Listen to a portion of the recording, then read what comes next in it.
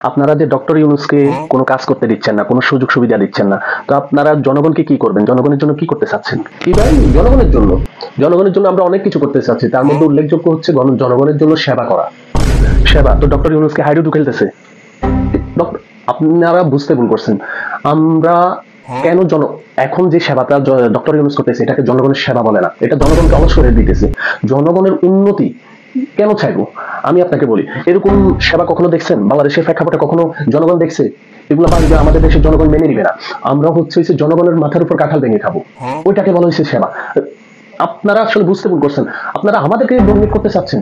রাজপথে না থেকে আমরা এই দেশ থেকে স্বৈরাচার অপসারণ করছি, আর এখন আপনারা আমাদেরকে শিখাচ্ছেন কিভাবে সেবা করতে হয়। আমি বলি, সেবার অনেকগুলো প্রকারভেদ আছে। এই দেশের জনগণ এরকম সেবা কখনো দেখে নাই। ডক্টর ইউনূস যেটা করতেছে এটা ভুল, এটা জনগণের সেবা বলে না। আপনারা কি বলতেছেন জনগণের সেবা করবে? ডক্টর ইউনূস কি হাইডুডু খেলতেছেন? হ্যাঁ, ডক্টর ইউনূস যেটা করতেছে এটা সেবা বলে, কিন্তু এটা বেসিক সেবা।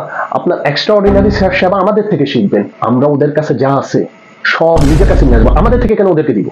এরকম সেবা কি কখনো কোনো রাজনীতিবিদ করতে দেখছেন? কি পাগল হয়েছে কি? আমি যদি, আমার দল যদি ক্ষমতা আসে, সর্বপ্রথম আপনাদেরকে অপসারণ করবো। আপনার টকশো সব বাইঙ্গাল্লাহ অ্যাগ্রেসিভ হচ্ছেন কেন? ঠান্ডা থাকুন, ফিরে আসা শর্ম চিনেন আমারে। এই দেশে যখন অযোগ্যরা ইন করবে, যোগ্যরা এমনি চলে যাবে। আপনারা তারা